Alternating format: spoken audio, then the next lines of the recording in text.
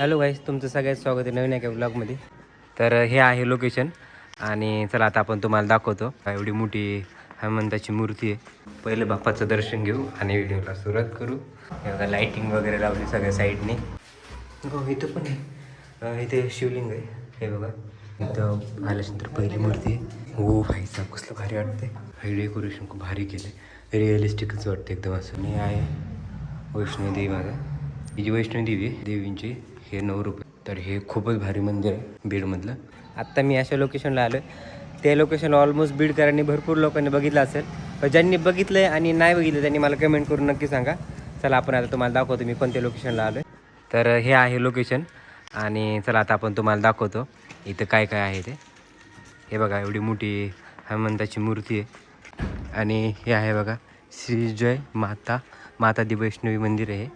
आणि बघा चप्पल काढू बाहेर आणि जाऊ आता मध्ये. पहिले बाप्पाचं दर्शन घेऊ आणि व्हिडिओला सुरुवात करू. हे आहेत आपले सुरुवातीलाच बाप्पाचं मूर्ती आहे. आणि इथून असं बघा गुफेसारखं स्ट्रक्चर केलेलं आहे पूर्णपणे. असं फील येतो लगेच गुफेत आल्यासारखं. हे बघा लाईटिंग वगैरे लावली सगळ्या साईडने. गार मस्त वाटतं. इथं पहिली रूम आहे. हे बघा इकडं पुढं अंधार पडलेला आहे, काही दिसत नाही. इथे लाईटिंग नाही सध्या. इथं पण छोटंसं काय काहीच नाही. इथं दानपेटी दिसते पण काय मध्ये. हो इथं पण आहे, इथे शिवलिंग आहे. हे बघा हे मी बघितलंच नव्हतं. इकडं पण आहे काहीतरी. ते दोन्ही कोण साईड ऐंगी दोन्ही हे तिथून दोन्ही कोण असते ना तिथून दिसत. हे बघा इथं एक देवीची मूर्ती आहे. काहीच नाही इकडे बंद आहे. चला आता आपण जाऊ हळूहळू वरती. इथं आल्यानंतर पहिली मूर्ती आहे. हो भाईचा कसलं भारी वाटते. मला तर खूपच भारी लोकेशन आवडलं. तुम्हाला कसं वाटलं मला कमेंट करून नक्की सांगा. इथं बघा म्हणजे माता ती महाकाली, महालक्ष्मी आणि महासरस्वती असे त्यांचे देवीचे नाव आहेत. हे डेकोरेशन खूप भारी केलं आहे, रिअलिस्टिकच वाटतं एकदम असं खरंच गुफेमध्ये आल्यासारखं.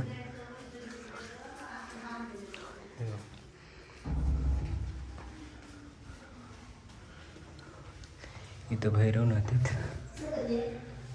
छोटे छोटे ठिकाणी सगळीकडे असे मूर्त्या आहेत. अतिशय सगळ्या साईडनी मध्ये हे येतं नवदेवी.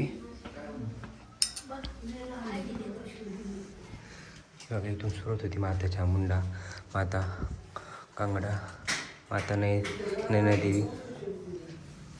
इथं असे हे बघा इथून दाखवतो तुम्हाला. हे बघा हे सगळे देवीचे रूप आहे. तिथं एकच देवी पण तिचे सगळे रूप वेळोवेळी प्रसंगानिमित्त घेतलेले. कारण आणि आहे वैष्णोदेवी माझा.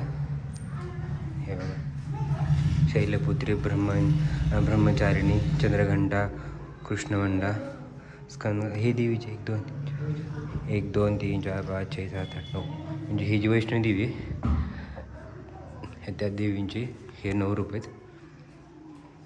म्हणजे हे असं आख्यायिका आहे. म्हणजे असं म्हणतात की देवी ज्यावेळेस म्हणजे दैत्यांना ज्यावेळेस वरदान दिले होते काय तर देवी ह्या देवीच्या हाताने माझा वधू व्हावा त्या देवीच्या. तर वेळप्रसंगी देवीने ही म्हणजे मुख्य देवी आणि त्या देवीने वेळप्रसंगी तिचे असे रूप धारण केले होते.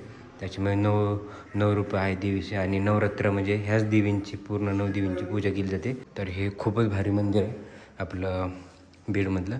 आणि जर मंदिर बघितल्यानंतर आपण आता चाललो बाहेर एक्झिट करतोय.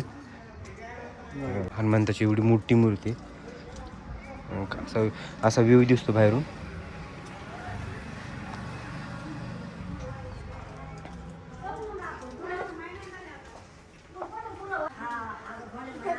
तर असं होतं हे वैष्णोदेवीचं मंदिर. तुम्हाला हा ब्लॉग कसा वाटला कमेंट करून नक्की सांगा. आणि आला असताना तुम्हाला कमेंट करून नक्की सांगा तुम्हाला हा म्हणजे वैष्णोदेवीचं मंदिर कसं वाटलं. तर आपण भेटूया नवीन अशा इंटरेस्टिंग ब्लॉगमध्ये. तोपर्यंत बाय.